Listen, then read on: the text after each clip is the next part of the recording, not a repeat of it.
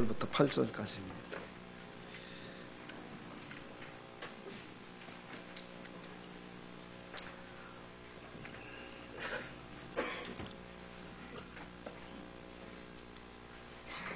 요셉이 형들에게 이르되 내게로 가까이 오소서. 그들이 가까이 가니 이르되 나는 당신들의 아우 요셉이니 당신들이 애굽의 판자라. 당신들이 나를 이곳에 팔았다고 해서 근심하지 마소서. 한탄하지 마소서. 하나님이 생명을 구원하시려고 나를 당신들보다 먼저 보내셨나이다. 이 땅에 2년 동안 흉년이 들었으나 아직 5년은 밭갈이도 못하고 추수도 못할지라. 하나님이 큰 구원으로 당신들의 생명을 보존하고 당신들의 후손을 세상에 두시려고 나를 당신들보다 먼저 보내셨나니 그런즉 나를 이리로 보낸 이는 당신들이 아니요 하나님이시라. 하나님이 나를 바로에게 아버지로 삼으시고 그 온 집의 주로 삼으시며 애굽 온 땅의 통치자로 삼으셨나이다. 아멘.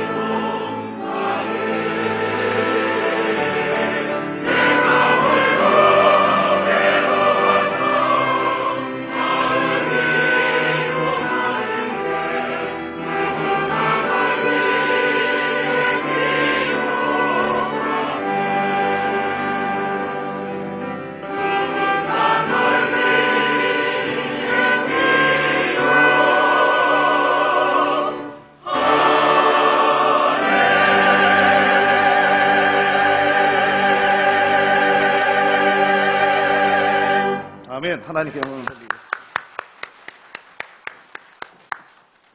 우리 정태미 집사님이 성가대석에 보니까 안식년을 마치고 함께 합류하신 것 같습니다. 우리 박수로 한번.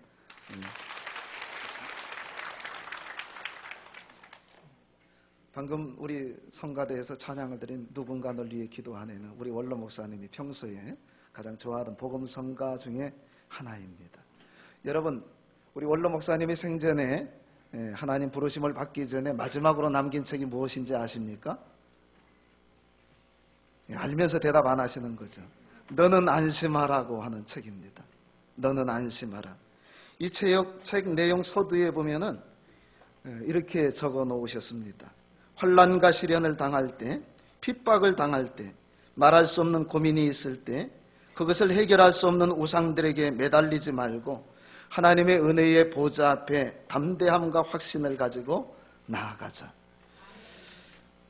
오늘 거룩한 성일, 또 작년 이맘때 12월 6일 주일날 우리 원로 목사님이 소천하셨는데 또 추모 행사 주간을 맞이해서 주예전에 나온 여러분들에게 이 말씀 그대로 확신을 가지고 믿음으로 나온 모든 성도님들에게 주의 은혜와 복이 충만하기를 간절히 원합니다. 오늘 추모 예배를 맞아서 보니까 우리 이사장님과 가족들이 다 참여를 하신 것 같습니다. 지금 국회에서 가장 바쁜데도 불구하고 어떻게 생각하면 당연하겠지만 우리 장지원 집사님도 달려오셨는데 우리 이사장님과 가족들 우리 박수로 한번 격려해 주시면 좋겠습니다.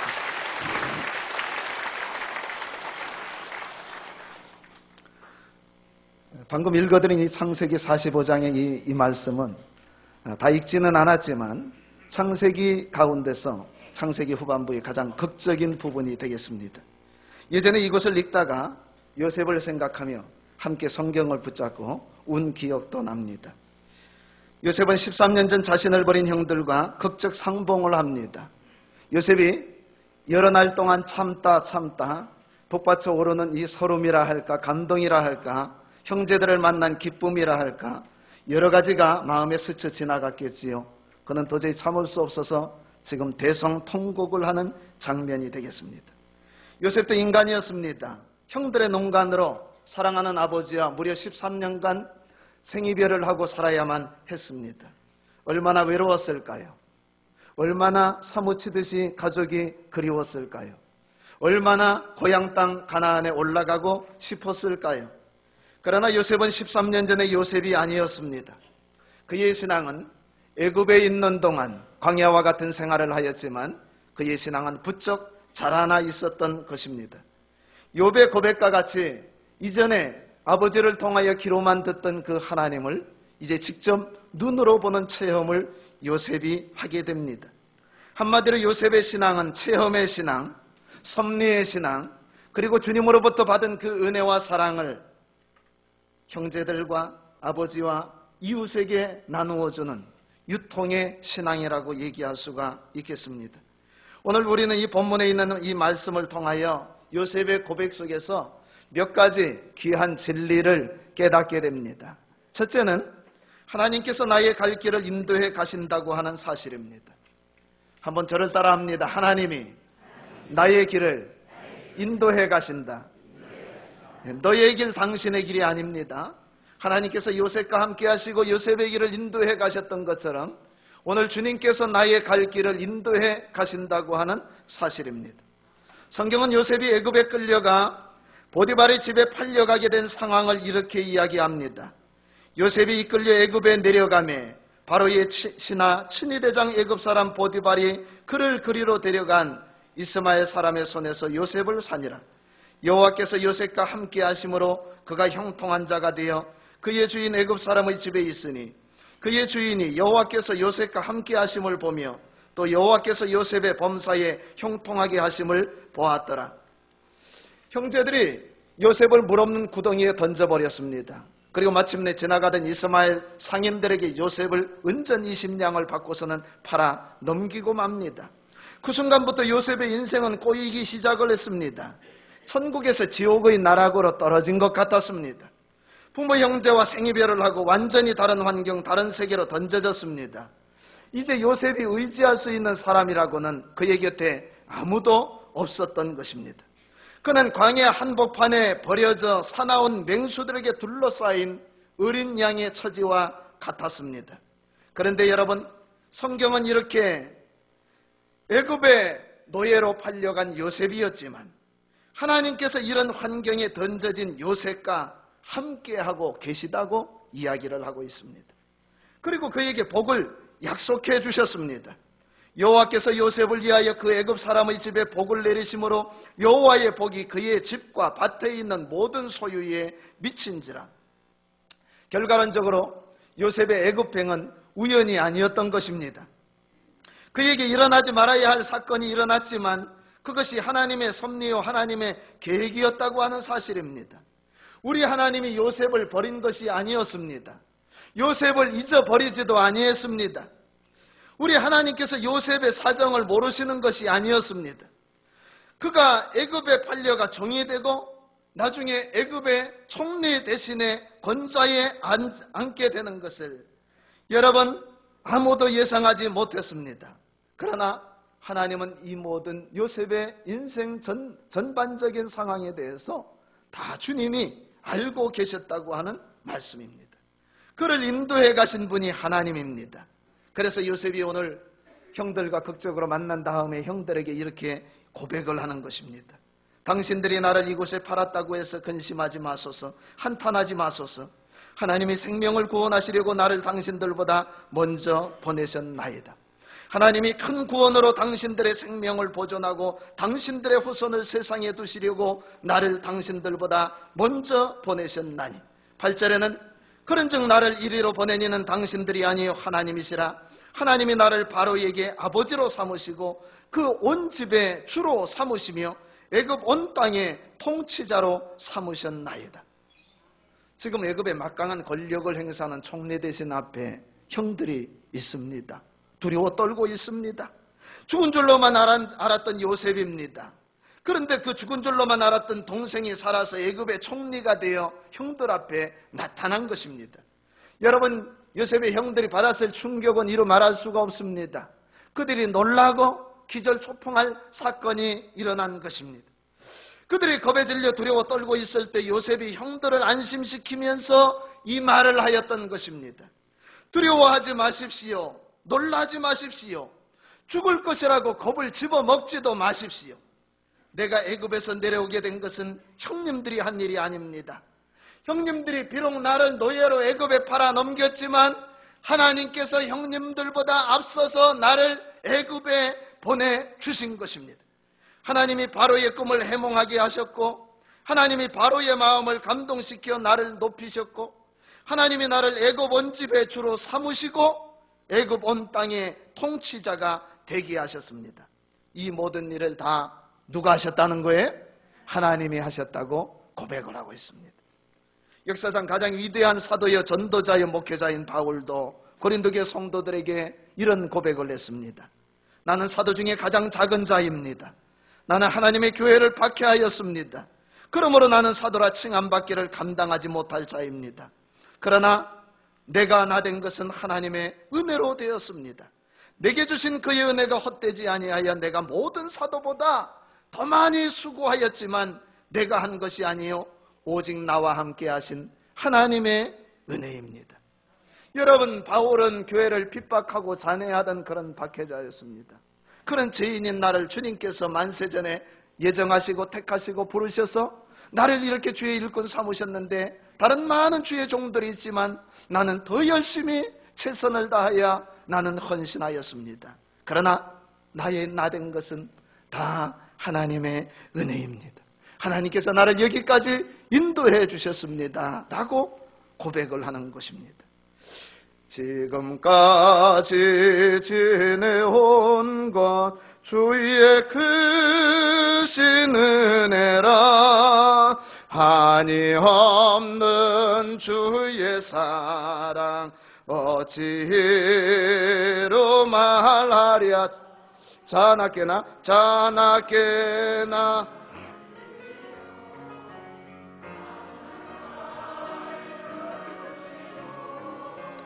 모든 일을 주 안에서 하시네. 은혜는 은혜 받을 아무것도 받을 가치가 없는 사람이 받는 게 은혜입니다. 은혜는 하나님께서 아무 공로 없지만 자격이 없지만 거저 주시는, 값없이 주시는 하나님의 선물입니다. 은혜는 도저히 내 힘으로는 성취할 수 없는 사건과 일들을 성취할 수 있도록 도우시는 하나님의 보이지 않는 손길입니다. 은혜는 하나님의 선물이지요. 하나님께서 여기까지 나를 인도해 주셨고 하나님이 도우셨다고 요셉은 고백을 하고 있습니다. 여러분, 에베네셀의 하나님께서 요셉을 도우셨던 것처럼 과거에도 하나님이 나를 도우셨고 지금 현재에도 나를 돕고 계시고 앞으로도 주님께서 우리를 인도해 가실 것을 믿으시기를 바랍니다. 어떤 그리스도인이 잠을 자다가 꿈을 꾸었습니다. 주님과 함께 해변을 거니는 아름다운 꿈이었습니다. 여러분, 얼마나 그가 기뻤을까요? 하얀 모래 벌판이 하얀 모래가 끝없이 펼쳐져 있었는데 그는 모래 위에 예수님과 함께 길을 걷고 있는 그런 장면이었습니다. 두 사람의 발자국이 나란히 찍혀 있습니다. 하나는 자신의 발자국이었고 다른 하나는 예수님의 발자국이었습니다. 그런데 두 짝에 네 발자국이 쭉 걸어가다가 어느 순간에 보니까 한 짝의 발자국밖에 보이지 않았습니다. 그러다가 또 두 짝에 두 사람의 발자국이 보이다가 또 한 짝의 발자국이 보이고 이상했습니다. 가만히 그 사람이 생각해 보니까 꿈속에서 그 한 짝의 발자국밖에 없을 때에는 자기 인생의 옛날을 회상해 보니까 자기가 가장 비참하게 어려운 생활을 할 때에 슬픔이 깊은 슬픔에 빠졌을 때에 너무 힘이 들어서 죽고 싶을 때에 그때 한 짝의 발자국이 지나간 것을 알게 되었습니다. 그래서 그는 예수님에게 따지듯이 이렇게 물어보았습니다. 예수님, 제가 예수님께 저의 삶을 바치고 예수님만을 따르기로 소원했을 때 주님이 약속하시기를 내가 너와 항상 함께하리라고 약속하지 않으셨습니까? 그런데 보세요. 제가 가장 슬플 때, 죽고 싶을 정도로 힘들고 괴로워할 때 예수님을 가장 필요로 하는 순간에 예수님은 어디 계셨나요? 그렇게 예수님께 질문을 던졌습니다. 그때 우리 예수님이 이런 대답을 하는 것입니다. 내 사랑하는 소중한 아이야, 나는 너를 언제나 사랑했고 너를 결코 떠난 적이 없었단다. 내가 비참해졌을 때, 내가 괴로워하고 슬퍼할 때, 내가 힘들어 쓰러져 있을 때에도 나는 너를 떠난 적이 없었어. 지금 내가 보고 있는 한 짝의 발자국은 바로 나의 발자국이란다. 그때 내가 너를 등에 업고 걸었단다. 두 번째, 성도는 주어진 자리에서 성실해야 합니다. 최선을 다해야 한다는 것을 얘기해주고 있습니다. 이유는 하나님이 어느 순간 매 순간마다 우리와 함께 하시고 하나님이 우리의 갈 길을 인도해 주시고 하나님이 요셉을 형통하게 해주신 것과 같이 하나님께서 만사 형통의 복을 주실 것이기 때문입니다. 그러므로 우리는 어떠한 자리에서도 낙심하거나 불평하지 말고 다른 사람들과 비교하지도 말아야 합니다. 좀 잘 산다, 높은 자리에 앉아있다, 잘 나간다, 그래서 비교해서 여러분 열등의식에 사로잡혀서는 안 된다고 하는 말씀입니다. 어떤 사람은 광야라고 불평하고 원망하며 인생을 허비하는 사람이 있습니다. 그러나 어떤 사람은 광야에 길을 내는 사람이 있습니다. 땅을 파고 우물을 길어 올리는 사람이 있습니다. 그 광야에 나무를 심고 열매를 추수하는 사람이 있고 도시를 건축하는 사람이 있는 것입니다. 1867년도에 러시아는 알래스카 땅을 볼품이 없고 쓸모가 없고 황무지라고 해서 눈만 덮여있고 얼음만 덮여있는 저 땅, 그것을 마침내 미국에 헐값에 팔아 넘겼습니다. 당시 720만 달러 약 80억의 돈으로 알래스카를 사들였습니다. 그때 미국의 언론 방송은 난리가 났습니다. 그 쓸모없는 땅을 왜 샀느냐고 질타하기 시작을 했습니다. 눈과 얼음만 덮여있는 황무지를 샀다고 이 일을 주도했던 윌리엄 헨리 수워드 국무장관을 질타를 했습니다. 수워드가 바보짓을 했다. 지상 최대의 냉장고를 샀다고 비웃었습니다. 미국 의회에서도 수워드를 향하여 수워드의 얼음 박스라고 알래스카를 산 수호들을 비난을 했습니다. 그런데 여러분, 얼마 후에 알래스카에서 대박이 터졌습니다. 여느 때를 발견합니다. 황금 노다지가 그 알래스카에 있는 황금 금강을 발견하게 됩니다. 그것뿐 아니라 석유와 석탄과 같은 어마어마한 광물 자원들을 발견합니다. 관광 산업이 발전합니다. 그것은 전략적으로 주요한 군사기지 시설이 들어섭니다. 지금은 여러분, 수호드 도시가 건설되고 수호드 거리가 만들어지고 그렇게 욕을 먹던 윌리엄 헨리 수호드가 유명한 사람이 되고 말았습니다.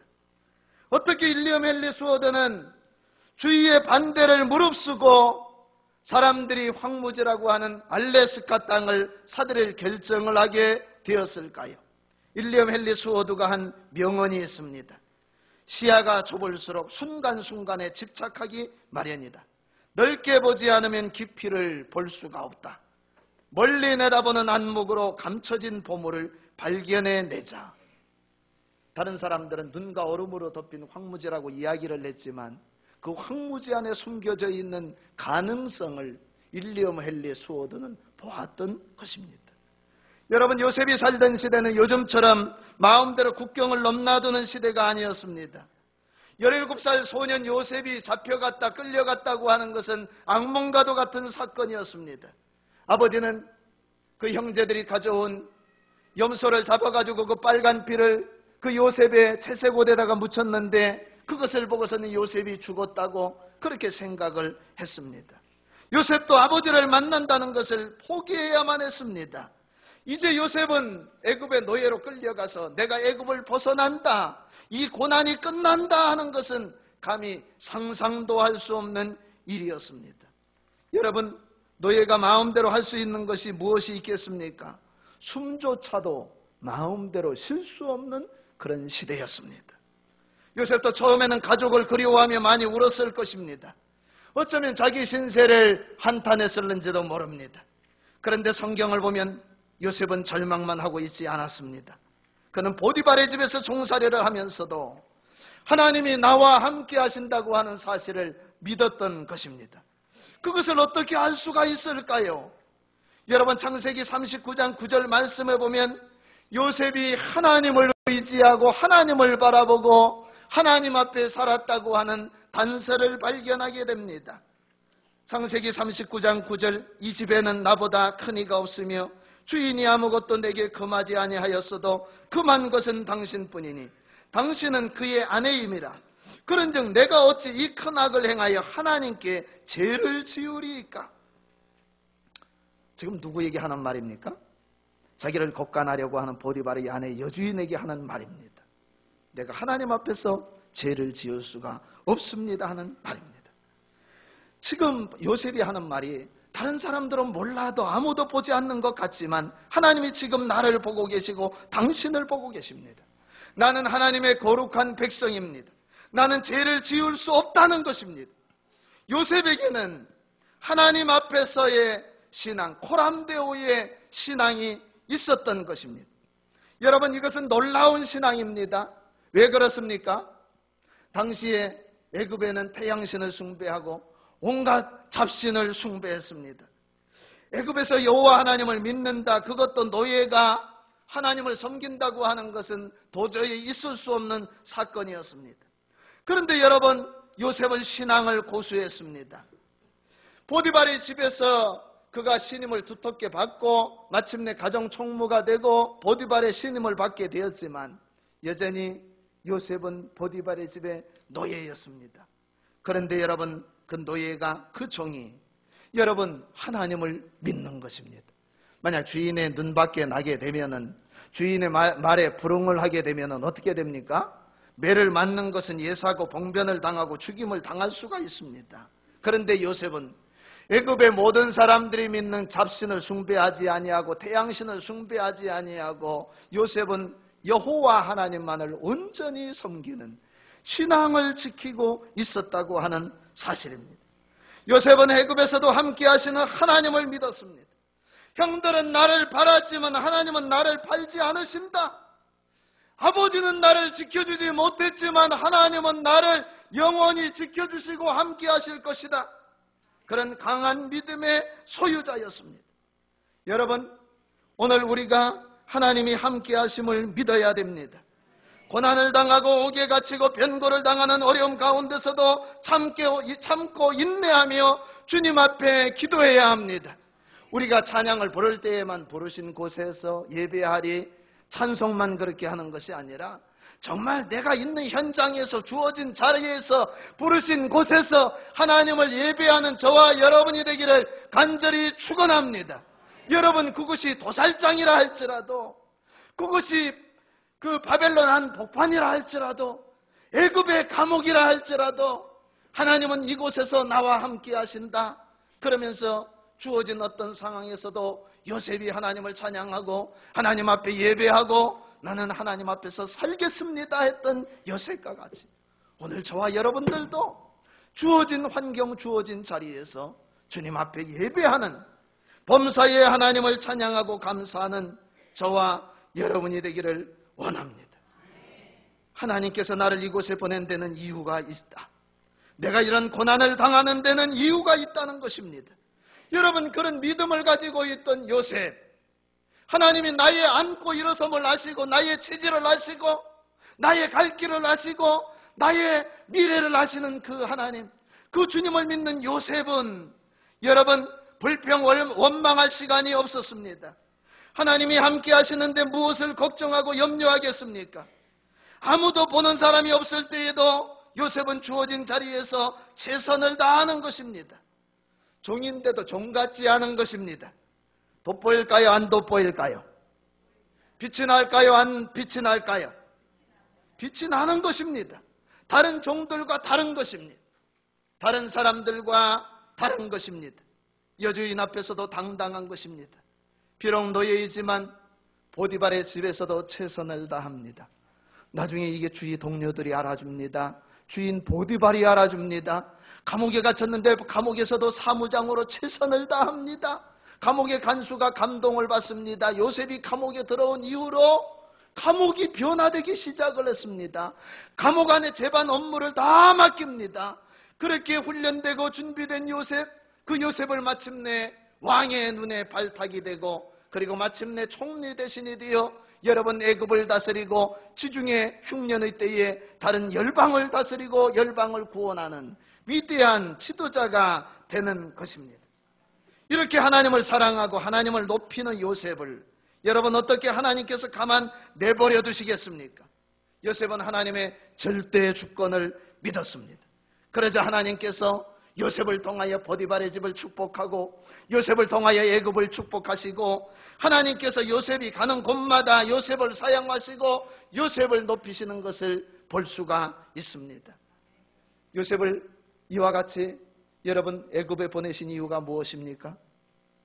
요셉이 마침내 하나님의 은혜 가운데 왕의 눈에 발탁이 되고 왕이 꿈을 꾸었는데 아무도 그 꿈을 해몽하지 못하지만 요셉을 통하여 해몽하게 하시고 요셉이 해몽을 하면서 하나님이 당신의 꿈을 해석해 주실 것입니다. 그러면서 하나님의 이름을 높이고 마침내 파라오의 마음이 감동이 되어서 세상에 너같이 지혜로운 사람, 너같이 신령한 사람, 너와 같이 하나님이 함께 하시는 사람을 나는 만난 적이 없다. 내가 이 일을 감당해달라. 나는 내 가족 외에는 아무도 수족을 놀릴 자가 없고 너의 허락 없이는 내 마음대로 이 애굽을 치리하고 너에게 이 모든 것을 맡기노라. 그러면서 그 요셉에게 모든 전권을 위임한 것을 보게 됩니다. 오늘 저와 여러분들을 사람들이 볼 때 당신은 하나님이 함께 하시는 사람입니다. 그러면서 두려워 떠는 역사가 일어나기를 간절히 축원합니다. 여러분, 여기 요셉의 파란만장한 라이프 스토리는 우연이 아니었습니다. 우리 하나님께서 이 모든 과정을 주관해 주셨던 것입니다. 이것을 오늘 요셉이 형들 앞에서 고백을 하고 시인을 하는 것입니다. 형님들 염려하지 마세요. 걱정하지 마세요. 내가 당신들을 죽이지 않습니다. 나도 처음에는 몰랐습니다. 그러나 하나님이 나와 함께 하셨고 하나님이 은혜를 내려주셨습니다. 그는 하나님의 섭리의 관점에서 자기 모든 인생의 스토리를 해석을 했던 것입니다. 인간적인 관점이 아닙니다. 오늘 저와 여러분들도 하나님의 관점으로 모든 과정을 보아야 하겠습니다. 하나님께서 우리와 함께 하신다고 하는 사실입니다. 여기 요셉이 당한 고난은 고난으로 끝나지 아니하고 변장된 하나님의 축복이었던 것입니다. 우리가 드라마를 볼 때에 이 드라마가 해피엔딩으로 끝날 것을 아는 사람들은 어떻습니까? 주인공이 지금 구박을 당하고 해를 당하고 고난을 당한다 할지라도 해피엔딩으로 끝날 것을 알기 때문에 조금만 참으라고 응원을 하게 되고, 잠시 후는 반전의 역사가 일어날 것을 알기 때문에 지금 힘들고 어려워도 드라마를 기쁨으로 볼 수가 있는 것입니다. 여러분, 고난 중에 나와 함께 하시는 하나님의 선하신 손을 믿으시기를 바랍니다. 주어진 자리에서 하나님을 찬양하고 하나님을 예배하는 저와 여러분이 되기를 간절히 축원합니다. 마침내 하나님이 나를 복주시고 나를 통하여 생명을 구원하는 역사가, 세상을 구원하는 역사를 하나님께서 일으켜 주실 것을 믿으시기를 바랍니다. 기도하겠습니다.